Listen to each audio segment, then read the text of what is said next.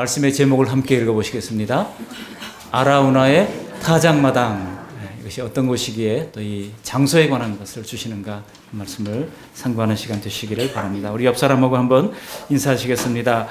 잘 오셨습니다. 반갑습니다. 한번 인사하실까요? 잘 오셨습니다. 반갑습니다. 네, 한 번 더 인사합니다. 우리 봄날이고 세계절인데 봄날의 기쁨 가득하세요. 한번 하시겠습니다. 봄날의 기쁨 가득하세요. 네, 감사합니다. 오늘 본문 사무엘하 24장 말씀은 다윗이 이스라엘의 인구를 조사한 일로 말미암아서 백성들이 혹독한 하나님의 징벌을 받은 내용을 소개하고 있습니다. 성경 사무엘서는 이 사건으로 끝을 맺게 되는데요. 사무엘서는 여러분 아시는 것처럼 어머니 한나의 기도로 말미암아 출발합니다. 그래서 이스라엘의 민족적 지도자 사무엘이라고 하는 아주 탁월한 사람을 얻게 되는 것으로부터 시작이 됩니다. 그래서 이스라엘이 아주 두터운 신망을 받았던 이 사무엘 선지자가 행했던 여러 가지 사역을 소개하는 가운데 여러분 생각하기에 사무엘 선지자가 했던 가장 중요한 사역이 무엇이겠습니까? 그것은 바로 다윗의 언약을 소개한 것입니다. 사무엘하 7장 16절에 있는 것처럼 다윗의 위가 영원히 견고하게 된다라고 하는 이 다윗 언약을 소개한 것입니다. 그래서 다윗을 발탁해서 왕으로 세우죠. 사실 사무엘은 마지막 사사이면서 또한 이제 왕정을 세운 중요한 인물이라고 할 수 있습니다. 실제로 오늘날 이스라엘 가서 이스라엘 사람들한테 물어보면 당신들의 조상 가운데 가장 유력한 사람이 누구냐 그러면 그들이 꼽는 사람이 딱 세 사람이 있습니다. 첫 번째로는 모세고, 그리고 두 번째로는 사무엘이고, 세 번째로는 다윗, 이렇게 딱 듭니다. 그만큼 이 사무엘이 대단히 중요한 역사의 위치를 차지하고 있는 인물이라고 할 수가 있습니다. 그런 사무엘이 남긴 사무엘서의 가장 핵심적인 주제는 다윗의 왕권과 통치가 영원히 견고하다라고 하는 것을 소개하는 것입니다. 우리가 성경에 나오는 역사서를 읽을 때는 왜 이런 내용이 기록되었는가? 먼저 큰 그림을 그릴 필요가 있습니다. 성경을 우리가 간략하게 요약하면 무엇입니까? 범죄한 인간에게 대한 하나님의 구원 계획과 그 성취를 기록한 것이 바로 성경이다. 이렇게 이해할 수가 있습니다. 그러니까 창세기에 아브라함 이야기가 왜 나옵니까? 바로 아브라함의 후손을 통해서 모든 민족에게 복을 주시겠다는 것 아니겠습니까? 그리고 장차 아브라함의 족보로 오셔서 만민을 구원하실 예수님의 이야기를 이제 밑그림을 그리는 것이라 할 수 있습니다. 그러다가 그 진행 과정에서 오늘 사무엘서는 거기에 좀 더 확실한 그림을 그리는데 이제 다윗이 오셔서 다윗의 등장으로 말미암아 다윗의 후손으로 오실 예수님의 영원한 통치에 대한 서막을 알리는 것이 사무엘서의 그림이라고 할 수 있습니다. 그러니까 아브라함 때보다도 훨씬 더 예수님의 그림에 가깝게 다가가는 것이라고 할 수가 있습니다. 우리 존 스펄전 목사님이 설교의 황태자라고 불렸던 영국의 위대한 설교자죠. 이분이 구약 성경을 짜면 예수 그리스도의 보혈의 피가 흐른다 이런 얘기를 했던 적이 있습니다. 그만큼 구약 성경의 주인공도 예수 그리스도인 것을 말씀해 주고 있는 것입니다. 그런데 이런 중요한 사무엘서의 마지막 장 이 사무엘하 24장에 바로 이 아라우나의 타작마당에 대한 이야기가 나오고 있다는 겁니다. 24장 1절로부터 보시면은 다윗이 인구조사를 하죠. 그리고 하나님이 거기에 대한 징벌을 내립니다. 그리고 백성들이 15절 보시면은 7만 명이나 죽어나갑니다. 그런 가운데 하나님께서 이 아라우나의 타작마당에서 속죄의 제사를 드림으로 말미암아 심판하는 천사를 막으시고 다시 은혜를 베풀어 주셨다는 것으로 끝을 맺게 된다는 겁니다. 그렇다면은 이 아라우나의 타작마당이 대단히 중요한 내용이다라고 하는 것을 우리가 얼른 눈치챌 수가 있습니다. 왜냐하면은 이 사건이 바로 예수님의 구원을 조명해 주는 장치이기 때문이라는 것입니다. 우리가 구약 성경을 볼 때 어떤 부분은 좀 어려울 수도 있죠. 그렇지만은 우리가 집중해서 볼 때에 하나님의 놀라운 구원의 역사를 발견하게 될 줄로 믿습니다. 오늘 사건의 내용을 간략하게 요약하면은 다윗이 정권 말기에 인구조사를 실시하지 않습니까? 요즘 인구조사와 다르죠. 요즘 인구조사를 우리가 왜 합니까? 바로 경제적 이유 때문에 인구조사를 하고 세수 확보를 위해서 하기도 하고 또 이 모든 이 나라 정책의 기초를 삼기 위한 것으로 인구조사를 합니다. 그러니까 다윗의 의도는 무엇입니까? 군사력을 점검하고 싶었다는 거예요. 그렇지만은 이 일에 대해서 하나님이 진노하셨다고 성경은 기록합니다. 그리고 그 죄에 대한 하나님의 징계로 말미암아 7만 명의 국민들이 그만 연병이라고 하는 전염병으로 죽게 돼요. 저도 이 연병에 걸렸던 적이 있어요. 연병이 뭔지 몰랐잖아요. 그런데 싱가포르에서 열이 나가지고 싱가포르 공부하는 동안에 막 열이 펄펄 나는 겁니다. 그래서 먼저 GP한테 가서 이제 GP라고 제너럴 프랙티셔너라고 바로 병원으로 가지 않아요.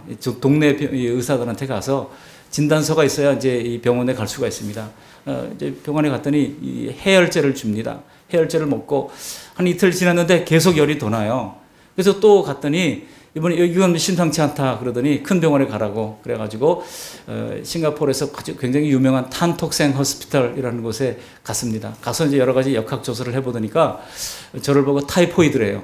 그래서 그 타이포이드라는 말을 영어를 처음 들어봤기 때문에 이게 뭔가 그 사전을 딱 찾아보니까 연병 이렇게 나오는 거예요. 야, 그래서 야 정말 하필이면 질병에 걸려도 이런 병에 걸리는가. 근데 그게 장티푸스입니다. 말하자면. 그래서 CDC라는 곳으로 제가 이송을 갔어요. CDC가 뭐냐면 Communicable Disease Center예요. 그러니까 전염병 센터에 이제 격리돼서 11일 동안 거기서 치료를 받아서 이제 퇴원했던 적이 있습니다. 야, 여러분 외국에 나가서 병원에 입원하는 거 돈도 많이 들고요. 여러 가지 한두 가지가 불편한 게 아닙니다. 그런 것들을 겪었던 적이 있는데요. 여러분, 이스라엘에게 되는 7만 명이 연병으로 죽었다? 이거 보통 사건이 아닌 것입니다. 그러니까 다윗의 이 정권 말기에 다윗을 흔드는 중요한 아주 사건이라고 이해할 수가 있는 것입니다. 그런데 이 심판의 천사가 예루살렘마저 이제 예루살렘을 징계하시려고 예루살렘에 이르렀을 때에 하나님이 심판을 멈추라고 말씀하시는 거예요. 그리고 다윗에게 천사가 서 있던 아라우나의 타작마당에 제단을 쌓으라고 말씀하십니다.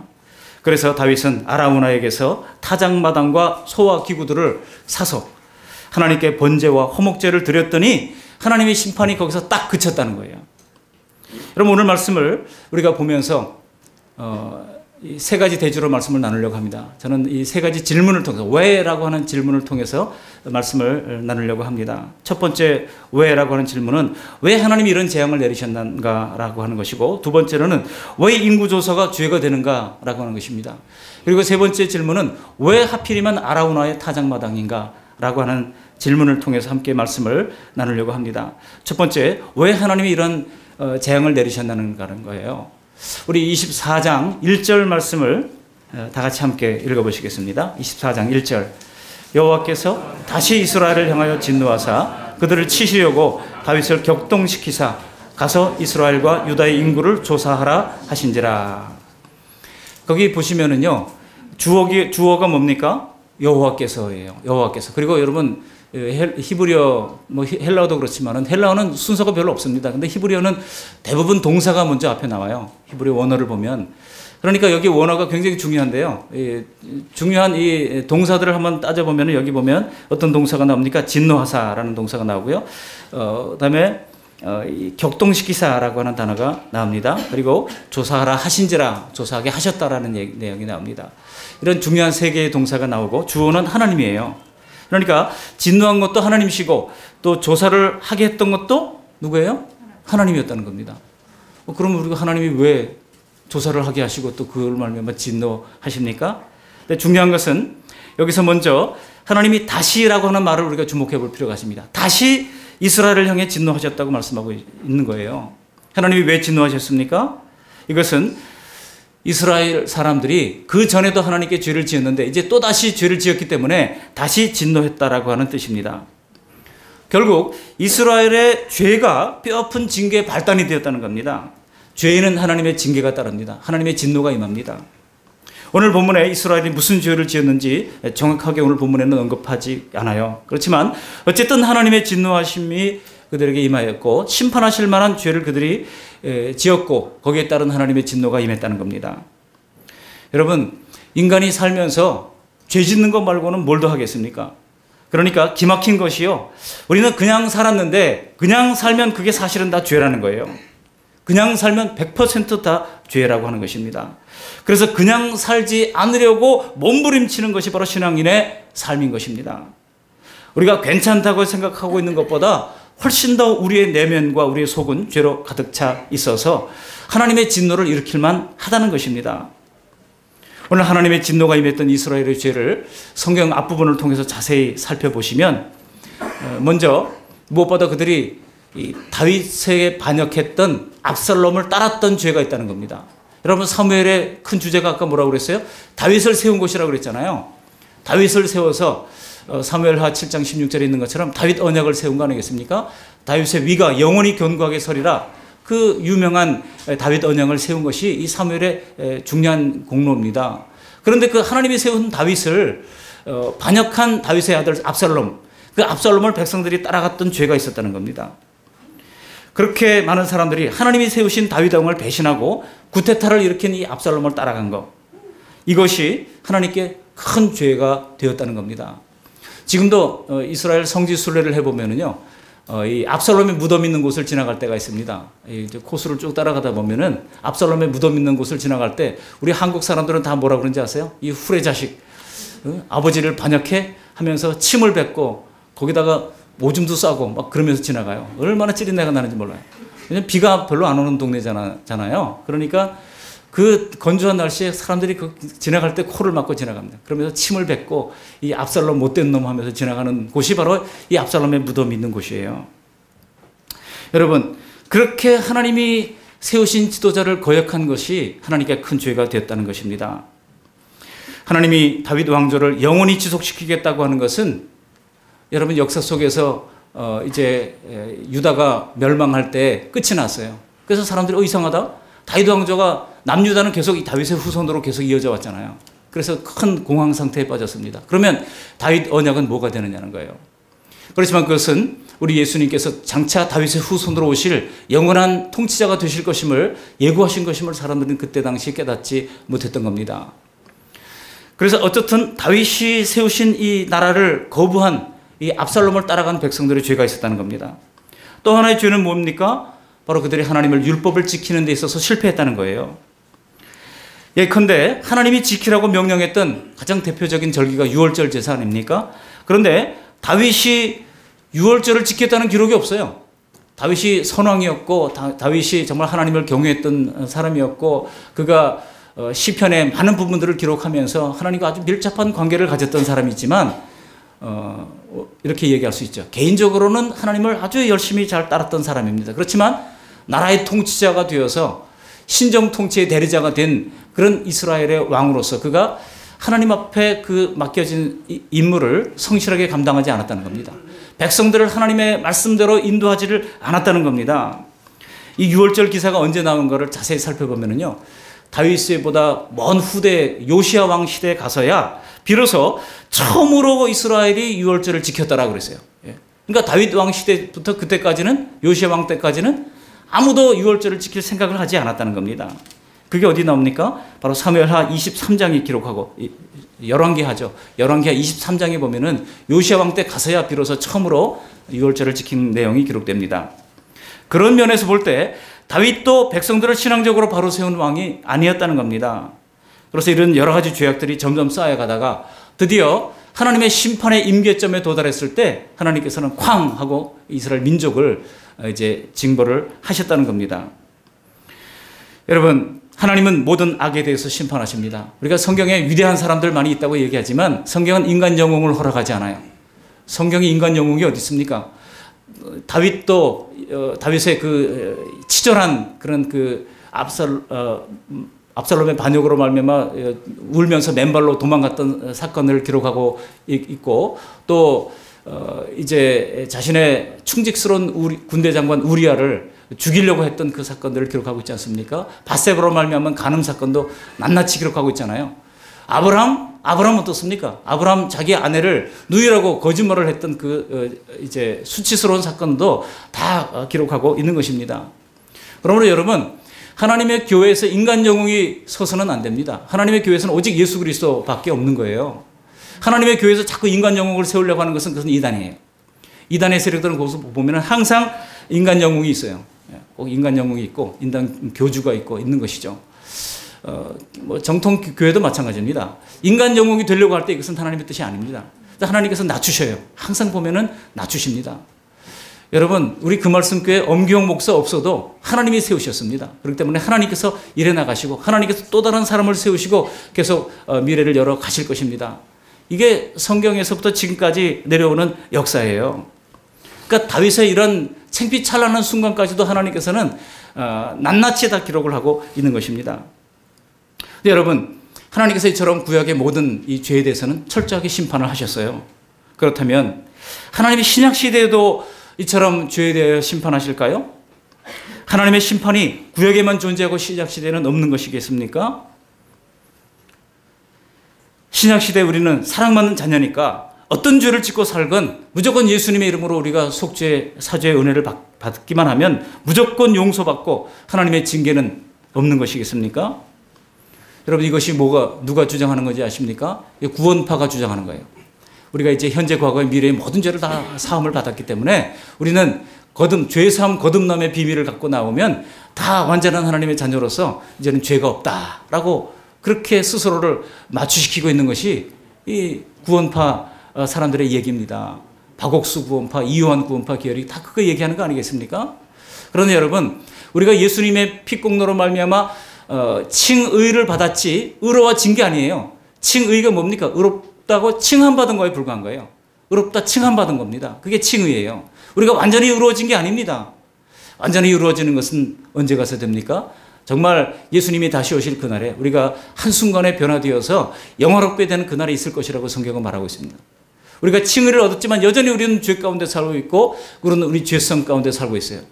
우리 내면을 다 거울로 들여다보자면 누구나 다 하나님 앞에 부끄러운 그런 모습들이 있을 수밖에 없는 죄인이라고 하는 것입니다.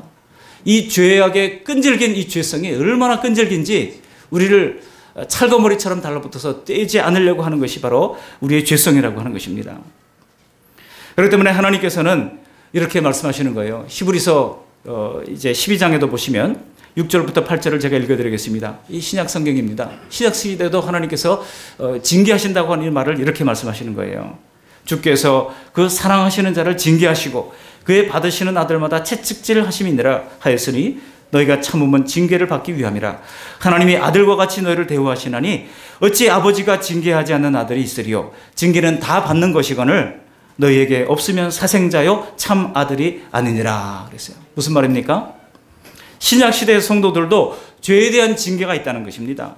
설령 회개하는 우리의 죄를 하나님이 용서해 주셨다 하더라도 죄가 빚어낸 그 결과는 자기가 감당할 수밖에 없다는 겁니다. 그래서 우리가 늘 힘든 거예요. 여러분, 만약 우리가 위기를 넘기려고 거짓말을 했다고 칩시다. 그러면 하나님은요 반드시 언젠가는 발각이 되어서 망신을 떨게 하십니다.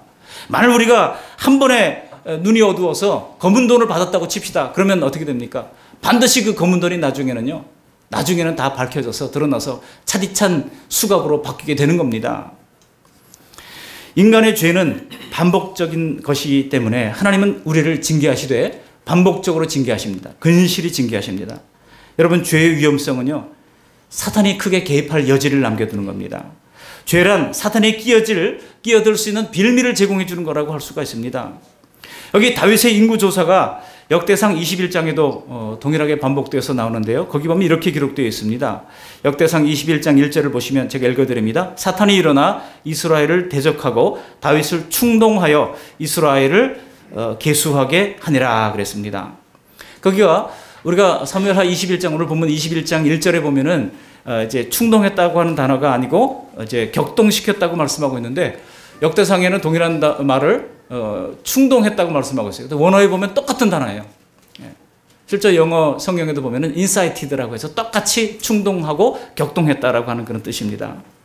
여러분, 사단이 죄로 말미암아 믿음이 허약해질 이스라엘을 이처럼 공격을 하고 충동질을 한다는 겁니다. 자꾸 우리에게 충동질해요. 한번 거짓말하는 거 어때?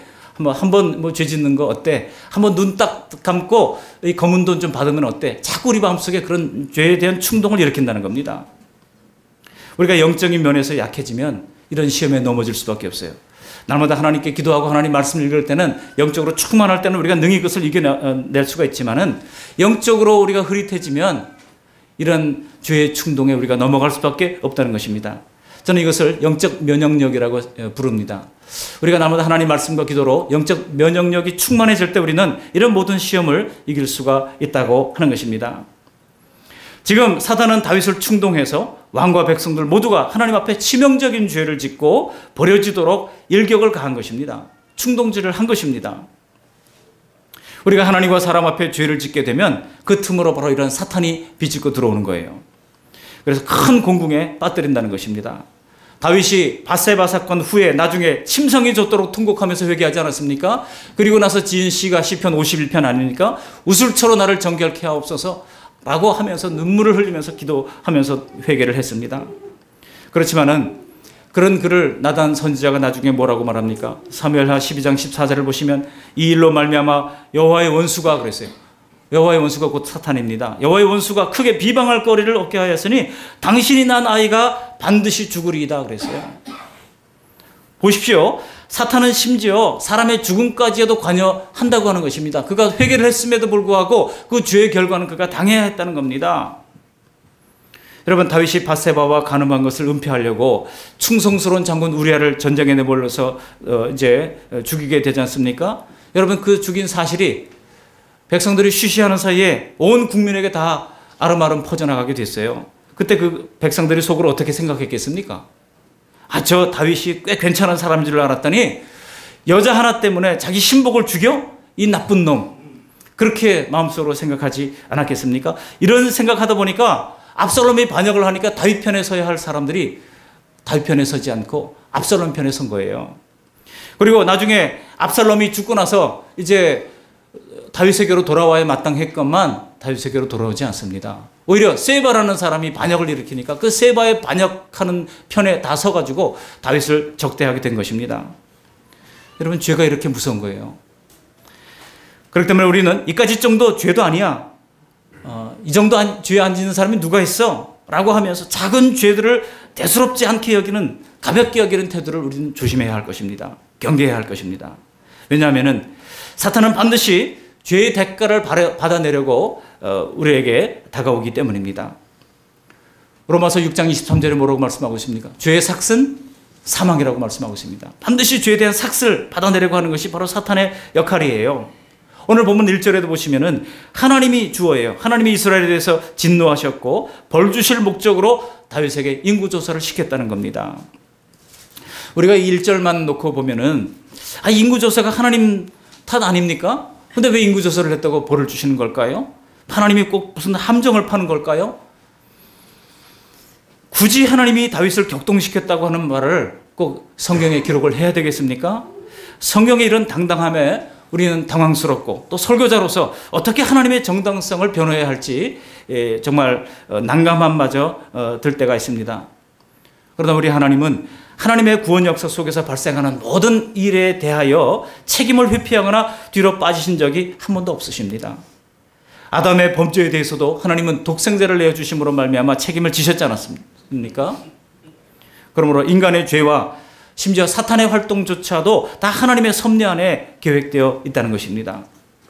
그러므로 여기서 다윗이 마음에도 없는 죄를 짓도록 조장한 것이 아닙니다. 오히려 사탄의 그 격동함으로 말미암아 이 다윗과 백성들의 내적인 죄가 드러나게 하신 것이라 할 수 있습니다. 사람들은 자꾸 죄를 은폐하려고 하잖아요. 요즘 미투 운동이 일어나가지고 정말 사회 유력한 사람들이 다 지금 정말 창피찬란한 모습을 지금 보이고 있지 않습니까? 근데 사람들이 그런 일이 있으면 제일 처음에 하는 반응이 뭐예요? 난 아닙니다. 그런 일이 없습니다. 하는 얘기를 하잖아요. 그리고 그 다음에 하는 게 뭐예요? 은폐 시도를 합니다. 또 뒤로 또 전화를 해가지고 어떻게 이제 합의합시다 하면서 뭐 없는 것처럼 하려고 하다가 또 이제 제2, 제3의 막 사건이 터지니까 그제 가서야 어떡합니까? 텔레비전 앞에 고개를 푹 숙이고 내가 잘못했습니다. 그런 고백을 하잖아요. 이 인간의 죄성이 그런 것입니다. 여러분, 죄가 드러나야만 용서와 구원이 시작됩니다. 그러므로 이들의 죄가 드러나게 하신 것도 단순한 징계를 넘어서는 이 하나님의 의도된 목적이 있으셨다는 것을 우리가 알아야 하는 것입니다. 그래서 그 결과로 나타나는 것이 바로 이 아라우나의 타작마당의 속죄제사라고 하는 것입니다. 무슨 얘기입니까? 하나님이 택한 백성이라 할지라도 실패하고 또 그토록 하나님을 경외했던 다윗 왕도 결국은 자기의 의로는 하나님 나라에 들어갈 수 없다는 거예요. 다윗마저도 죄로 자빠질 수밖에 없다는 것을 하나님께서 말씀해 주는 것입니다. 여러분, 그가 자신의 온전함으로 구원을 받을 수가 있겠습니까? 그렇지 못하다고 하는 것을 하나님께서 여실히 보여주시는 것입니다. 그러니까 하나님은 이 모든 사건을 통해서 오직 속죄 제물 외에는 다른 길이 없다라고 하는 사실을 우리에게 보여주는 거예요. 달리 말하면 장차 오실 예수 그리스도의 대속의 필연성을 아주 명료하게 이 사건들을 통해서 드러내시는 것입니다. 왜 하나님이 이런 재앙을 내리십니까? 죄에는 징계가 따른다는 것과 그 징계를 이제 피하기 위해서는 바로 속죄 제물이 반드시 필요하다는 것을 말씀해 주기 위하여 이런 재앙을 내린 것입니다. 두 번째 질문을 드립니다. 그렇다면 왜 인구조사를 한 것이 죄가 되는 것입니까? 여러분, 인구조사를 성경에 보면은 4번 정도 인구조사한 것이 나와요. 그런데 인구조사가 왜 죄가 된다는 겁니까? 민수기 1장에 보면 제일 처음에 하나님이 인구조사를 명령하셔서 인구를 조사하게 하십니다. 출애굽한 다음에 광야에서 하나님께서 인구조사를 하십니다. 그 인구조사를 할 때 하나님께서는 한 사람당 인구조사하는 사람들마다 전부 다 속죄 제사를 드리도록 합니다. 그래서 속전에 한 반세겔의 속전을 드려가지고 한 세겔의 속전을 드려서 이제 제물을 하나님 앞에 드려서 인구조사를 하게 하십니다. 여러분, 그때 인구조사를 하는 목적이 뭔지 아십니까? 바로 하나님 나라에 들어갈, 하나님 나라의 모형과 같은 이 가나안, 하나님이 약속된 가나안 땅에 들어갈 그런 하나님의 백성으로서의 자격을 하나님께서 획득하게 하시는 거예요. 근데 그 자격을 얻기 위해서는 뭐가 필요해요? 속전이 필요하다고 하는 것을 하나님께서 가르쳐 주십니다. 그래서 기수한 모든 사람들이 전부 다 속전의 제사를 드리게 됩니다. 그리고 두 번째 인구조사가 나오죠? 어디 나옵니까? 민수기 26장에 나옵니다. 민수기 26장에도 보시면은 이제 광야의 1세대들이 하나님께 반역하다가 다 광야에서 죽어요. 그리고 광야에서 태어난 2세대들이 이제 가나안 땅에 들어가기 직전에 하나님께서 인구조사를 명령하십니다. 이 새로운 약속의 땅에 들어가기에 앞서서 그들이 인구조사를 하면서 동일하게 속전을 들여서 이제 하나님의 백성이 될 사람들을 전부 다 계수하게 되는 것이죠. 그리고 세 번째 인구조사가 나오는데 그것이 바로 느헤미야 7장에 보면 나옵니다. 이제 바벨론의 70년간 포로 생활을 하던 이스라엘 백성들이 다시 약속의 땅으로 되돌아옵니다. 다 돌아온 게 아니에요. 누가 돌아옵니까? 하나님의 말씀을 기억하는 사람들, 하나님의 약속을 신뢰하는 사람들, 또 하나님 앞에 예배를 드리기를 작정하는 사람들이 70년간 이 바벨론에 살아보니까 너무나 문화가 풍성하고 삶이 윤택하고 좋아요. 또 땅도 너무나 부유한 땅이라서 농사 짓는 것보다 잘 돼요. 항상 풍년입니다. 사람들이 돌아오려고 하지 않아요. 거기 벽돌집 짓고 잘 살면서 거기 결혼하고 자녀들을 낳고 살면서 돌아올 생각을 하지 않습니다. 근데 느헤미야가 에스라가 우리에게 돌아가자라고 했을 때 돌아온 사람들이 5만 명밖에 안 돼요. 나머지는 다 거기 머물러 있었다는 겁니다. 그 5만 명의 사람들을 각 지파별로 다 기록을 남기는 것이 바로 이제 느헤미야 7장에 나오는 것이고 또 역대상에서 그것을 반복해서 기록하고 있는 겁니다. 왜 그렇습니까? 왜 그것을 기록하고 있는 것입니까? 하나님의 택한 백성으로서의 자긍심을 가지고 돌아와서 이제 신앙을 회복하고자 했던 사람들을 하나님께서 이름을 기록해서 그들을 기억하기를 원하셨던 것입니다. 그럴 때도 하나님 앞에 그들이 제물을 드려서 속전을 드려서 하나님 앞에 헌신을 하게 되는 것입니다. 그러니까 이스라엘이 백성들의 수를 세는 이런 인구조사를 할 때는 딱 두 가지 목적이 있어야만 가능했어요. 첫 번째는 하나님이 명령할 때 인구조사를 했습니다. 두 번째는 뭡니까? 느헤미야 7장의 백성들을 이제 인구조사를 할 때 성령께서 감동하셨다고 했거든요. 성령의 감동이 있을 때 인구조사를 해야 되는 거예요. 근데 오늘 다윗이 인구조사를 할 때 어떻게 했습니까? 그런 목적이 하나도 부합되지 않았어요. 하나님의 명령받고 한 게 아닙니다. 또 성령의 감동도 없었습니다. 그 목적이 세속적 인구조사와 똑같았다는 겁니다. 자기 왕국에 전쟁에 나갈 백성들이 얼마나 되는가, 그렇게 해서 전쟁에 동원할 군사력을 그가 평가하고 확인하고자 했던 것입니다. 그래서 이런 인구조사가 잘못이라고 하는 것을 알았던 요압 장군이 다윗한테 말리잖아요. 3절을 보세요. 우리 3절 말씀 함께 읽어보시겠습니다. 24장 3절 말씀 함께 읽어보시겠습니다. 요압이 왕께 아뢰되 이 백성이 얼마든지 왕의 하나님 여호와께서 100배나 더하게 하사 내 주 왕의 눈으로 보게 하시기를 원하나이다. 그런데 내 주 왕은 어찌하여 이런 일을 기뻐하시나이까 하되. 무슨 얘기입니까? 하나님이 지금껏 이스라엘 백성들을 인도해 오셨고 여기까지 이끌어 오셨는데 굳이 인구조사를, 하나님이 기뻐하지 않는 인구조사를 왕이 왜 하려 합니까? 이런 얘기예요. 여러분, 요압이 누굽니까? 요압이요, 다윗 왕 치세에 그 모든 권세를 다 휘두르던 사람이에요. 그러니까 다윗도 요압을 어떻게 할 수가 없어서 힘들어했던 사람이 바로 요압입니다. 요압 왕 장군이 말이죠. 왕이여, 이것은 하나님께서 기뻐하지 않는 것입니다라고 얘기를 했어요. 그렇게 왕의 명령마저도 그가 거역하고 반기를 들었습니다만 다윗은요 그 요압을 재촉합니다. 그러면서 인구조사를 할 때 계수된 모든 국민이 반세겔의 속전을 내도록 되었던 것을 하지 않게 합니다. 여러분 이 속전은요 속죄를 받는 대가로 내는 돈이에요. 하나님의 백성으로 들어오려면 반드시 죄값을 먼저 치르라고 하는 그런 의미로 속전을 내는 것입니다. 여러분 오늘날 우리가 예배할 때 중요한 요소 중에 하나가 헌금이라고 하는 요소가 있습니다. 그래서 이 모든 요소가 합력해서 이제 합당한 예배를 드리게 만드는 것이죠. 요즘 사람들이 교회에 와주는 것처럼 생각하는 경우들이 있죠. 하나님을 믿어주는 것처럼 생각하는 경우가 있죠. 그래서 뭐 하나님이 위에 있는 게 아니라 내가 위에 있어요. 내가 믿어주고 내가 한번 와주고 그래서 뭐 대단한 것처럼 생각하는 경우들이 많습니다. 그러나 여러분 성경의 관점은 다릅니다. 죄인들이 하나님의 백성에 들어오려면 절대 빈손으로 오지 말아야 하는 것입니다. 죄값을 치르고 들어와야 한다는 것입니다. 오늘 본문에서 다윗도 값없이는 번제를 드리지는 않겠다고 하지 않습니까? 그래서 다 이 아라우나의 타작마당을 값을 주고 사는 것입니다. 그래서 여러분 성경에 나오는 죗값, 보석금, 속전 이 말씀들이 갖고 있는 의미는 무엇입니까? 장차 오실 예수님의 속죄 제사를 상징하고 있는 것입니다. 실제로 사도 바울은 디모데에게 보내는 편지 디모데전서 2장 6절에서 이렇게 말씀합니다. 제가 읽어드립니다. 디모데전서 2장 6절 그가 모든 사람을 위하여 자기를 속전으로 주셨으니 우리 예수님께서 모든 사람을 위하여 자신을 속전으로 주셨다는 겁니다. 즉 우리가 하나님의 자녀가 되고 천국 시민이 되기 위해서는 반드시 예수님의 속전을 들고 나와야 한다는 겁니다. 그리고 다윗의 인구조사에서 속전을 거뒀다는 말이 없어요. 왜 그렇습니까?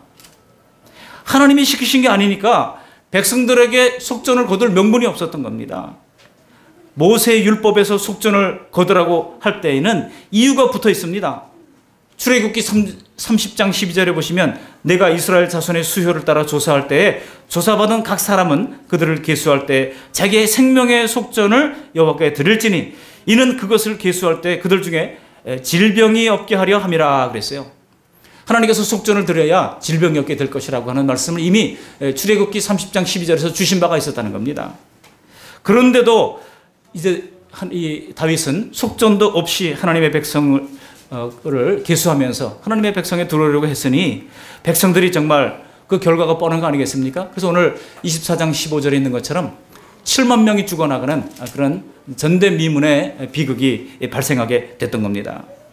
우리가 구원받고 안 받고는 지금 눈에 보이는 것이 아닙니다. 그런데 속전이 되신 예수님을 우리가 챙기지 못하고 교회의 발걸음을 옮긴다 그러면 여러분 어떻게 되겠습니까? 예수님이 내 죄의 대속이 된다고 하는 것을 우리가 알고 믿어야 하는 것입니다. 우리 한번 따라 하시기 바랍니다. 예수님이 대속자가 되십니다. 예수님이 속전이 되십니다. 우리가 하나님 앞에 예배할 때는 반드시 예수님의 속전을 가지고 주님 앞에 나올 수 있기를 바랍니다. 예수님이 내 죄의 대속자가 된다고 하는 것을 알고 믿어야 하는 것이죠. 우리 모두 오늘 다윗의 실패에 대해서 경각심을 가질 필요가 있습니다. 시편 33편 16절은 이렇게 선포를 하고 있습니다. 많은 군대로 구원 얻을 왕이 없으며 용사가 힘이 세어도 스스로 구원할 자가 구원하지 못하는도다 그랬습니다. 여러분 다윗이 어떻게 승리했습니까? 아둘람 굴에서 정말 억울한 자, 가난한 자, 빚진 자, 오합지졸들을 모아가지고 어떻게 사울의 막강한 군대를 막았습니까? 하나님이 지켜주시기 때문에 막았던 거예요. 여러분 빈곤한 약소국 이스라엘이 어떻게 이 가나안 땅에 그 거센 이 거인들이 사는 그 족속들을 다 쫓아내고 맹주가 될 수 있었습니까? 누구의 힘이었습니까? 다윗의 힘이었습니까? 아닙니다. 또 뭐 여호수아의 힘이었습니까? 아닙니다. 하나님께서 앞서 싸워주셨던 것입니다. 하나님은 인간의 연약함을 너무나 잘 알고 계십니다. 그런데 다윗은 노년이 되어서 그가 하나님을 의지하던 그 생각이 점점 희미해지기 시작하는 거예요. 그러면서 군사력을 의지했다는 것은 하나님에 대한 의지와 믿음이 점점 약화되고 있다고 하는 것을 보여주고 있습니다. 여러분 우리도 마찬가지지 않습니까? 우리가 날마다 기도하고 말씀 암송하고 그렇게 하면서 이 믿음이 출중할 때는요, 하나님에 대한 신뢰가 강해지면 환경이 두렵지 않습니다. 사람이 두렵지 않습니다. 우리를 사로잡는 모든 근심 걱정이 상대적으로 작아집니다. 그렇게 믿음이 강할 때는 모든 것도 다 이겨지는 거예요. 넉넉히 이겨나갈 수가 있는 것입니다. 그렇습니다. 영과 육의 승패는 다 우리의 믿음에 달려 있는 것입니다. 우리 옆 사람에게 한번 이렇게 얘기해 보십시오. 믿음에 달려 있습니다. 믿음에 달려 있습니다. 여러분 지금 어려운 일 있습니까? 믿음에 달려 있습니다. 하나님 앞에 우리가 먼저 믿음으로 인정받는 우리 모두가 될 수 있기를 바랍니다. 우리가 되는 대로 신앙생활을 해나가다 보면 그렇게 매주 열심히 교회에 나오지 않아도 그런 대로 살아갈 것 같은 그런 생각이 들어요. 이게 영적 안일함입니다. 그러나 사랑하는 성도 여러분, 우리가 매주 열심히 성경을 배우고 매주 예배를 드리고 은혜를 받기 위해 이렇게 정말 평범한 매일을 살고 있다고 하는 것을 우리가 잊어서는 안 됩니다. 그럴 때 하나님께서 우리에게 평범한 이 일상의 축복을 우리에게 허락해 주시는 거예요. 특히 예수님이 우리의 속전제라고 하는 것을 오늘 잘 깨달으시기를 바랍니다. 또 삶에 대한 근심과 두려움이 커져 있다면 다시금 우리의 눈을 들어서 우리의 구원자 되시고 보호자 되신 하나님을 주목하면서 바라볼 수 있기를 바랍니다. 왜 인구조사가 죄가 되었다고요? 바로 그들이 하나님의 명령 없이 성령의 감동 없이 인간적인 생각으로 조사를 했기 때문입니다. 마지막 세 번째 질문입니다. 왜 하필이면 아라우나의 타작마당인가? 라고 하는 것입니다. 오늘 예루살렘이 심판당할 순서가 되었을 때 하나님은 심판하는 여호와의 천사를 중간에 중지시키잖아요. 여기 16절 보시면 이렇게 되어 있어요. 우리 16절 말씀 함께 읽어보시겠습니다. 24장 16절 말씀 시작. 천사가 예루살렘을 향하여 그의 손을 들어 멸하려 하더니 여호와께서 이 재앙 내리심을 뉘우치사 백성을 멸하는 천사에게 이르시되 족하다. 이제는 네 손을 거두라 하시니 여호와의 사자가 여부스 사람 아라우나의 타작마당 곁에 있는지라. 여기 하나님께서 족하다. 이제 내 손을 거두라 라고 말씀하십니다. 하나님이 정해진 심판을 다 행하기 전에 심판을 끝내신 곳이 바로 예루살렘 높은 곳에 있던 이 아라우나의 타작마당이라고 하는 곳입니다. 그렇다면 왜 하나님께서 이곳에 이르러서 이 재앙 내리심을 뉘우치시고 심판을 중단하셨겠습니까? 과연 이곳이 어떤 곳이기에 바로 이곳에서 속죄, 화목제 제사를 하나님께서 드리라고 명령을 하신 걸까요? 역대하 3장 1절에 보시면은요, 이 아라우나의 타작마당에 대한 비밀이 한꺼번에 풀립니다. 제가 읽어드립니다. 역대하 3장 1절. 솔로몬이 이 예루살렘 모리아 산에 여호와의 전 건축하기를 시작하니 그곳은 전에 여호와께서 그의 아버지 다윗에게 나타나신 곳이요 여부스 사람 오르난의 타작마당에 다윗이 정한 곳이라 그랬어요. 이게 오르난의 타작마당이라고 그랬는데 이게 오르난이라고 하는 말과 아라우나이라는 말이 이 원래 히브리어는 모음이 없는 언어잖아요. 모음이 원래 없어요. 그래서 이 자음만 음가만 있습니다. 그래서 아라우나로 읽어도 되고 오르난이라고도 읽어도 돼요. 그래서 오르난과 아라우나가 다 같은 이름입니다. 그러니까 이 오르난의 타작마당은 곧 아라우나의 타작마당이에요. 근데 이곳이 어떤 곳이라고 말씀하고 있습니까? 모리아 산에 있다고 말씀하고 있습니다. 그리고 이곳에 나중에 뭐가 세워졌다고요? 예루살렘 성전이 세워졌다고 말씀하고 있는 겁니다. 그러니까 당시 솔로몬이 다윗의 말대로 훗날 예루살렘 모리아 산 정에다가 이 성전을 건축하게 했다는 것입니다. 즉 모리아 산이 바로 이 아라우나의 타작마당과 동일한 곳이라는 뜻입니다. 여러분 모리아 산 하면 딱 떠오르는 생각 있지 않습니까? 뭐가 떠올라요? 아브라함 떠오르지 않습니까? 아브라함이 자신의 아들 이삭을 하나님 앞에 번제로 바치려고 했을 때 바로 이 모리아 산에서 번제로 제물로 드리라고 했던 것입니다.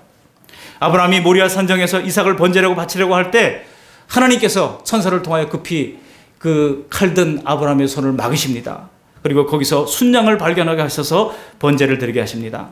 그때 아브라함이 그 산을 모리아 산으로 부르지 않고 이렇게 부릅니다. 여호와 이레라고 부릅니다.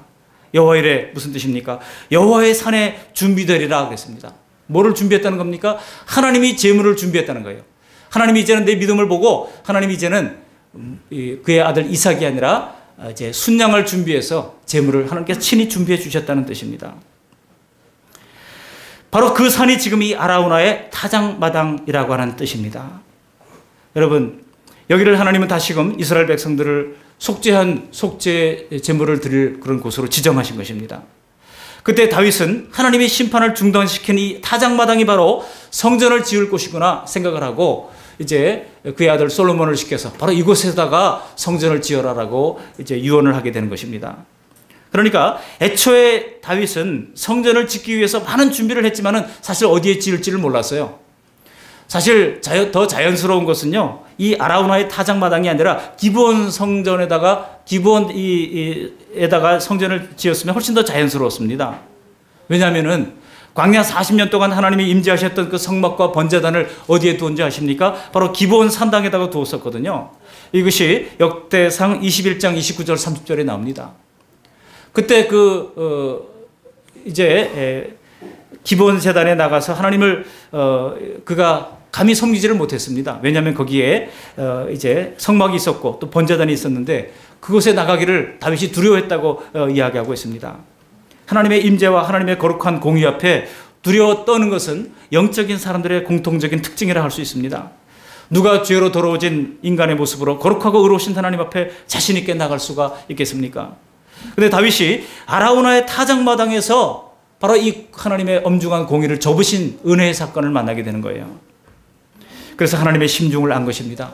이곳이구나. 이것이 바로 은혜의 장소이구나 깨닫고 바로 이곳이야말로 예루살렘 성전을 지을 곳인 것을 그가 깨달아 알게 됐다는 것입니다. 이제 하나님이 아브라함아 그 아이에게 손을 대지 말라 하시던 그곳에서 오늘 다시 말씀하는 겁니다. 24장 1절에 있는 것처럼 족하다 이제 내 손을 거두라 말씀하고 있는 것입니다. 여러분 이곳이 어디기에 하나님이 여기만 이르면 칼을 거두시는 걸까요? 하나님은 왜 이렇게 이 장소에 집착하시는 겁니까? 바로 이곳은 그곳 성전 옆 갈보리 언덕에 장차 예수님의 속죄의 제물을 바치실 그러한 장소이기 때문인 것입니다. 오늘 말씀을 정리합니다. 오늘 말씀은 예루살렘 성전에서 터가 정해진 이야기를 해주는 것으로 끝을 맺고 있는 겁니다. 그리고 그곳 갈보리 언덕에서 우리 예수님께서 속죄의 제물이 될 것을 예고하심으로 점점 이 구원의 뚜렷한 윤곽을 우리에게 보여주시는 대목이라 할 수 있습니다.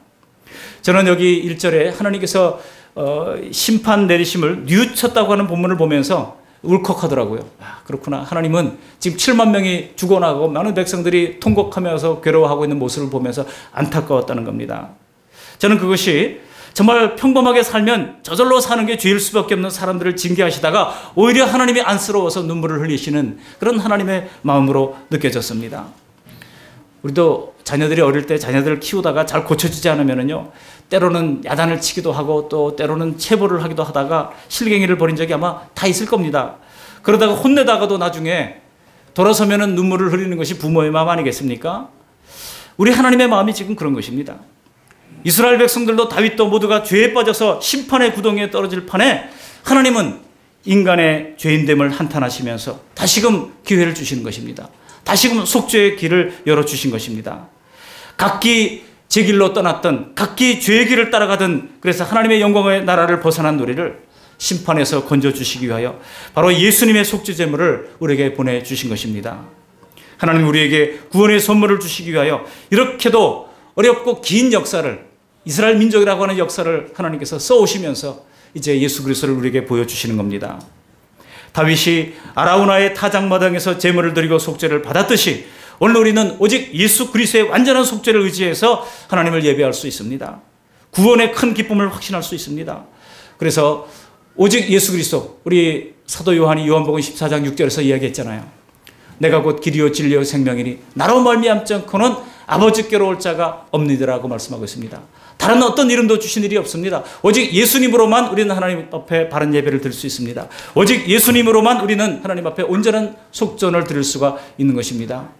이렇게 함으로 말미암아 하나님 주신 은혜와 자비를 풍성히 누리는 복된 인생 살아가시기를 주님의 이름으로 축원합니다. 아멘. 고마우신 하나님 감사를 드립니다. 오늘 귀한 말씀을 우리에게 들려주셔서 고맙습니다. 오늘 세 가지 질문을 드렸습니다. 왜 하나님이 재앙을 내리시는가? 바로 인간의 죄에 대한 하나님의 엄중한 아버지로서의 징계임을 알게 하시고 하나님의 징계를 받을 때 인내하며 잘 받게 도와주시며 또 하나님이 인구조사를 이제 죄를 물으시는 이유는 바로 하나님의 명령 없이 하나님의 성령 없이 행했기 때문에 하나님이 죄를 물으시는 것을 깨달아 알아서 날마다 우리가 어떤 일을 할 때 하나님의 명령대로 성령의 감동대로 감당할 수 있도록 은혜를 베풀어 주시며 또한 이 아라우나의 타작마당이 곧 아브라함의 번제의 장소요 장차 예수님의 속죄의 장소요 또 성전이 세워질 곳임을 깨달아 알아서 하나님 아버지 우리 예수님이 자신을 대속물로 들으신 곳 그곳만이 우리가 대속의 은혜를 받을 유일한 길임을 알고 날마다 예수님을 통해서 하나님 앞에 나갈 수 있는 복된 주님의 백성들 다 될 수 있도록 은총 베풀어 주시옵소서. 감사하고 우리를 구원하신 예수님의 이름으로 기도드리옵나이다. 아멘.